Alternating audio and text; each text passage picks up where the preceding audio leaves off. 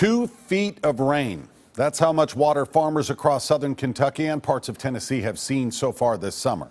Now, that's taken a big bite out of profits, and it's going to cost all of us more to get fresh produce. Chris Conti spent the day with some farmers, and Chris, this has been a devastating summer for some crops.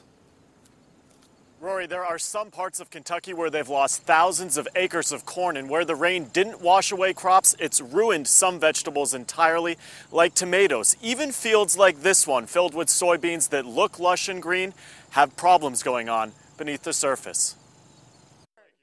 Yeah, I raised all of these plants. It takes a certain kind of courage. They were growing too fast. For a farmer to show off crops. If you put a pesticide on and it rains, then you've just basically washed it off. That look like this. So it got too much water. I mean, the skin could only stretch so far so fast. That right there is not a sellable tomato. Kim Roberts and her husband have spent a lifetime in these Franklin, Kentucky fields. What we're seeing is damage from various insects. You know, you shouldn't see this in a healthy squash plant. But never before have they been hit with 24 inches of rain. In my mind, I'm thinking about what rate of insecticide. In just 2 months of time. In my lifetime, this is the worst tomato crop I've ever had in my life. It's probably the worst one I've ever seen. It's been a rough year for vegetable producers. It really has. As the county's extension agent, Jason Phillips has seen problems all across this part of the state. We've seen a whole lot of disease issues. We've had a lot of insect pressure and just some trouble in our outdoor systems controlling weeds.